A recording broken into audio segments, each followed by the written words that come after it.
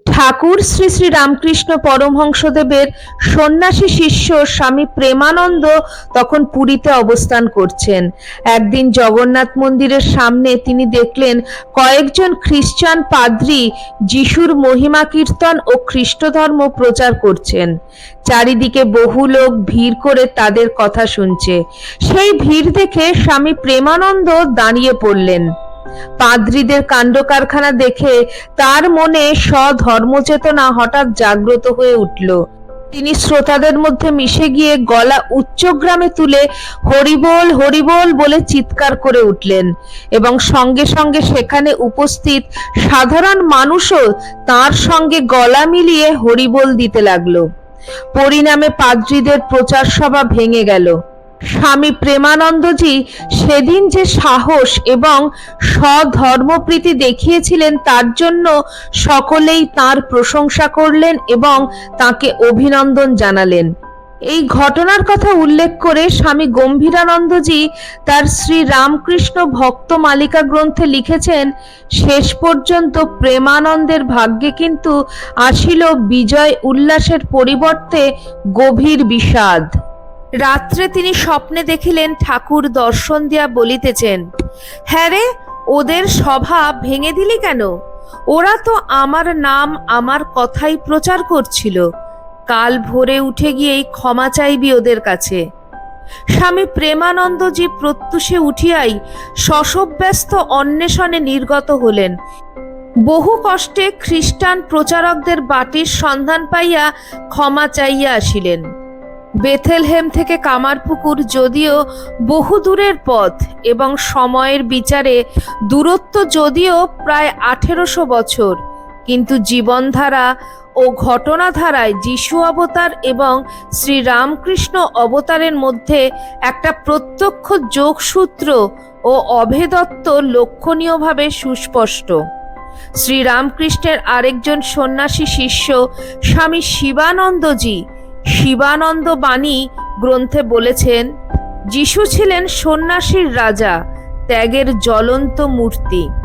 আদর্শ সন্ন্যাসী না হলে তার অতি আশ্চর্য লোকাতীত জীবন এবং অপরূপ উপদেশ বোঝা বড় কঠিন। আমরা ঠাকুরকে দেখেছি, তার সঙ্গ লাভ করেছি, তাই তাকে কিছু কিছু বুঝতে পারি, কিন্তু সাধারণ মানুষ তাকে কি করে বুঝবে? এমনকি যীশুখ্রিস্টের দলের লোকেরাও তাকে যথার্থ রূপে বুঝতে পারেনি। শ্রী শ্রী রামকৃষ্ণ কথামৃতে একটি বিশেষ অধ্যায় আছে, যার শিরোনাম ঠাকুর শ্রী রামকৃষ্ণ ও যীশুখ্রিস্ট। এখানে খ্রিস্ট ধর্ম, খ্রিস্ট তত্ত্ব ও রামকৃষ্ণ ধর্ম, রামকৃষ্ণ বেদান্তের তুলনামূলক আলোচনা স্থান পেয়েছে।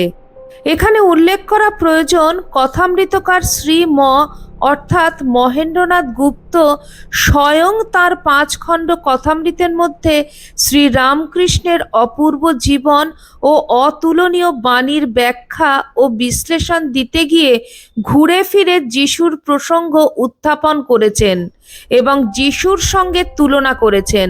কখনো কখনো তিনি এই 2 অবতার পুরুষের মধ্যে অভেদত্ব প্রতিষ্ঠা করেছেন। এখানে একটি ঘটনা অবশ্যই স্মরণীয়। শ্রী রামকৃষ্ণ মা ভবতারিণীর পূজারী এবং তিনি হিন্দু ধর্মের প্রতিনিধি, অথচ দক্ষিণেশ্বর মন্দিরে তিনি যে ঘরে থাকতেন সেই ঘরের দেওয়ালেই যীশুখ্রিস্টের একটি ছবি ছিল এবং আছে। আমরা কথামৃতকারকে অনুসরণ করে সেই ঘরের বর্ণনা একবার স্মরণ করতে পারি। শ্রী লিখছেন, ঘরের দেওয়ালে ঠাকুরদের ছবি, তার মধ্যে পিটার জনমধ্যে ডুবিতেছেন এবং যিশু তার হাত ধরিয়া তুলিতেছেন, সেই ছবিখানিও আছে।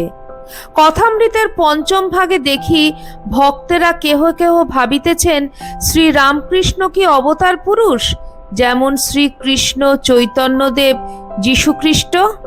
শুধুমাত্র শ্রীরামকৃষ্ণের ভক্ত বা অনুরাগীদের কাছেই যে শ্রীরামকৃষ্ণ এবং যিশুর জীবন ও আদর্শের মিল ধরা পড়েছিল তা কিন্তু নয়। ভিন্ন ধর্মের বা ভিন্ন সংস্কৃতির মানুষও এই 2 অবতারের মধ্যে সেকালে সাদৃশ্য প্রত্যক্ষ করেছিলেন। এখানে আমরা কলকাতা মেডিকেল কলেজের তৎকালীন অধ্যক্ষ ডাক্তার কোটসের কথা উল্লেখ করতে পারি। তিনি শ্রী রামকৃষ্ণের গলরোগের চিকিৎসক হিসাবে এসেছিলেন এবং বিস্তর পরীক্ষা নিরীক্ষার পর তিনি জানিয়ে দিয়েছিলেন এই রোগীর রোগ নিরাময় করা অসাধ্য।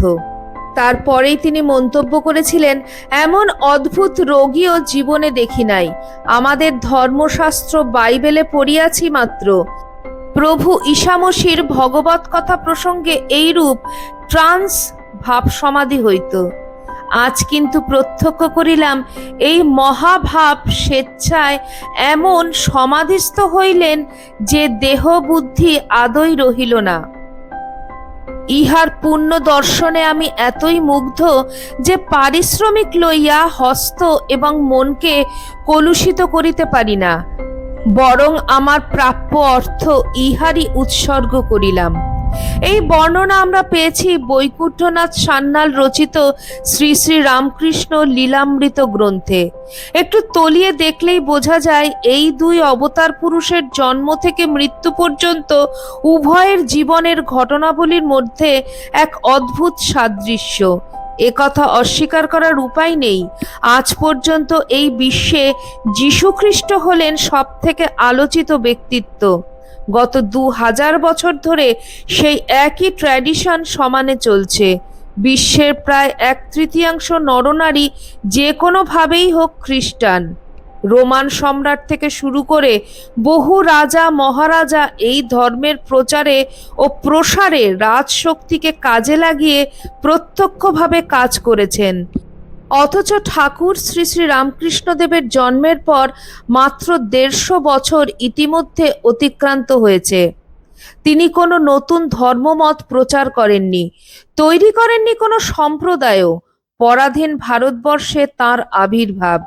কোনো রাজা মহারাজার পৃষ্ঠপোষকতা তিনি কোনোদিনই পাননি। তবুও এই অল্প সময়ের মধ্যে 7 মহাদেশের অসংখ্য মানুষ তাঁর আশ্রয়ে এসে সমবেত হয়েছেন। বহু বিখ্যাত শিল্পী, সাহিত্যিক, দার্শনিক ও ঐতিহাসিক তাকে নিয়ে গবেষণা করছেন এবং বই লিখছেন। যীশুখ্রিস্টের সমগ্র জীবন যেমন মানব কল্যাণে নিয়োজিত, তেমনি ঠাকুর শ্রী রামকৃষ্ণদেবের মহাজীবনও মানুষের জন্য নিয়োজিত। বিখ্যাত ফরাসি সাহিত্যিক রোমারোলা তার সুপ্রসিদ্ধ গ্রন্থ রামকৃষ্ণ জীবনের ভূমিকায় লিখেছেন, রামকৃষ্ণকে আমি আমার অন্তরঙ্গ বলে অনুভব করি। এর কারণ এই নয় যে তাঁর শিষ্যদের মতো আমি তাকে ভগবানের অবতার বলে ভাবি, তার কারণ তার মধ্যে আমি মানুষকে প্রত্যক্ষ করেছি।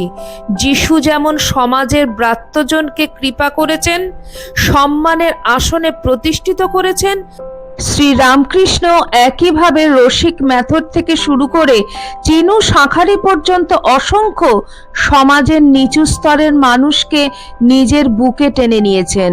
পণ্ডিত ব্যক্তিরা শ্রী রামকৃষ্ণকে যতখানি পেয়েছেন, সমাজের নিচু তলার মানুষ পেয়েছে তার থেকে অনেক বেশি। রোমারোলা শ্রী রামকৃষ্ণের ভক্ত শিষ্যদের কথা বলতে গিয়ে যিশুর জীবনের অনেক ঘটনা তুলে ধরেছেন এবং এই দুই মহাপুরুষের জীবন ও চরিত্রের অপরূপ ব্যাখ্যা দিয়েছেন। তিনি শ্রী রামকৃষ্ণকে খ্রিস্টের কনিষ্ঠ ভ্রাতা বলে উল্লেখ করেছেন এবং স্বামী বিবেকানন্দ প্রসঙ্গে বলেছেন, তিনি ছিলেন এই বঙ্গীয় যিশুর প্রচার দূত সেন্ট পল। একজন খ্রিস্টান ভক্ত উইলিয়ামস দক্ষিণেশ্বরে এসেছিলেন শ্রী রামকৃষ্ণকে দর্শন করতে। প্রথম দর্শনেই তিনি অবাক বিস্ময়ে শ্রী রামকৃষ্ণর দিকে তাকিয়ে থাকেন। শ্রী রামকৃষ্ণের মধ্যে তিনিও ঈশ্বর পুত্র যীশুখ্রিস্টকে প্রত্যক্ষ করেন এবং ঈশ্বরের সান্নিধ্যের দিব্য উপলব্ধিতে তার মন প্রাণ ভরে যায়, পরিপূর্ণ হয় তার সমগ্র সত্তা। শ্রী রামকৃষ্ণদেব যখন উত্তর কলকাতার শ্যামপুকুর স্ট্রিটের শ্যামপুকুর বাটিতে চিকিৎসার প্রয়োজনে অবস্থান করছিলেন, সেই সময় একজন নিষ্ঠাবান খ্রিস্টান ধর্মযাজক শ্রী রামকৃষ্ণকে দর্শন করতে ওখানে আসেন।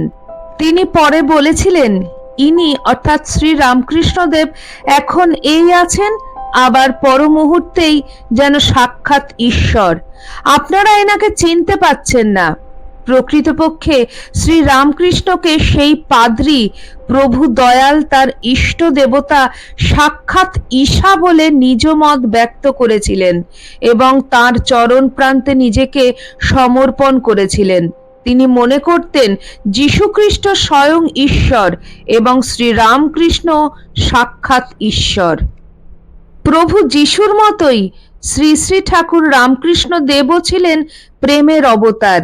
তাই রোমারোলা শ্রী রামকৃষ্ণ দেবের মধ্যে দেখেছেন সেই একই মানব পুত্র যেন নতুন করে জন্মগ্রহণ করেছেন, চেতনায়, চরিত্রে, অভিজ্ঞতায় আরো সমৃদ্ধ ও ঐশ্বর্যবান হয়ে এসেছেন এবারে। কারণ খ্রিস্টের সময় থেকে শুরু করে বর্তমান কাল পর্যন্ত প্রসারিত সময়ের মধ্যে যে কঠিন মানবিক সমস্যাবলী জমে উঠেছে, সে সবের সহজ সমাধান আমরা খুঁজে পাই যিশুর কনিষ্ঠ শ্রী রামকৃষ্ণের জীবন ও বাণীর মধ্যে। তিনিও ঠাকুর শ্রী শ্রী রামকৃষ্ণ পরমহংসদেবকে প্রেমের অবতার বলে উল্লেখ করেছেন।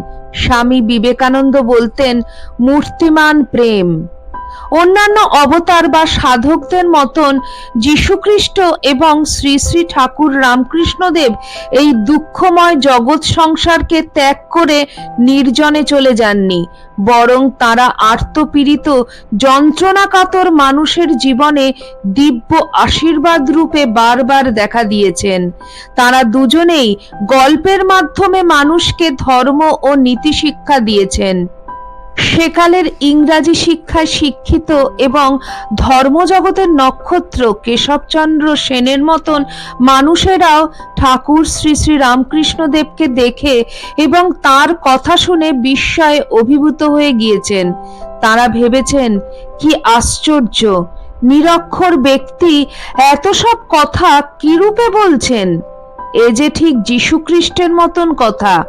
গ্রাম্য ভাষা, সেই গল্প করে করে বোঝানো, যাতে পুরুষ, স্ত্রী, ছেলে সকলে অনায়াসে বুঝতে পারে। প্রভু যিশু পিতা পিতা বলে পাগল হয়েছিলেন, আর ইনি মা মা করে পাগল। ইনিও যিশুর মতন ত্যাগী, তাহারই মতন ইহারও জ্বলন্ত বিশ্বাস, তাই কথাগুলির এত জোর। এই দুই অবতার পুরুষই আমাদের সামনে তুলে ধরেছেন ত্যাগ, সেবা এবং সমদর্শনের এক অভ্রান্ত পথ, আর দুজনেই দেখিয়েছেন সত্য লাভের পথ। শ্রী শ্রী ঠাকুর রামকৃষ্ণদেব বলেছেন, সত্যই কলির তপস্যা। যীশুখ্রিস্ট প্রসঙ্গে স্বামী বিবেকানন্দ বলেছেন, এই ঈশ্বরের দূত বার্তাবহ যিশু সত্য লাভের পথ দেখাইতে আসিয়াছিলেন। যীশুখ্রিস্টের জীবন ও বাণী যেমন বাইবেলের মাধ্যমে ঘরে ঘরে পৌঁছে গেছে, তেমনি শ্রী রামকৃষ্ণ মহাজীবনের কথাও মনে মনে প্রাণে প্রাণে প্রচারিত হয়েছে পঞ্চম বেদ শ্রী শ্রী রামকৃষ্ণ কথামৃতের মাধ্যমে। আজকের পৃথিবী এবং এই পৃথিবীর যন্ত্রণাবিদ্ধ মানুষ কথামৃতের অমৃত পান করে নবজীবনে সঞ্জীবিত হচ্ছে দেশ ও দেশান্তরে। বর্তমান পত্রিকায় 2020 সালের 25শে ডিসেম্বর তারিখে প্রকাশিত প্রবন্ধ থেকে আজকে আমার ভিডিওটিতে আলোচনা করলাম। যীশুখ্রিস্ট ও শ্রী রামকৃষ্ণ শীর্ষক এই লেখাটির লেখক শ্রী প্রণবেশ চক্রবর্তী। আপনাদের কেমন লাগলো অবশ্যই কমেন্ট সেকশনে কমেন্ট করে জানাবেন। চ্যানেলের নতুন বন্ধুদের কাছে আমার একান্ত অনুরোধ, আমার চ্যানেলটি সাবস্ক্রাইব করে আমার পাশে থাকবেন, আর পাশে থাকা বেল আইকনটি অবশ্যই ক্লিক করে দেবেন, যাতে আমার পরবর্তী ভিডিওটিতে আপনার সঙ্গে আমার আবার দেখা হয়। আজকে এই পর্যন্তই। সবাই ভালো থাকবেন, সুস্থ থাকবেন। আবার খুব শিগগিরই দেখা হচ্ছে কোনো একটি নতুন ভিডিওতে। জয় ঠাকুর, জয় মা, জয় স্বামীজি।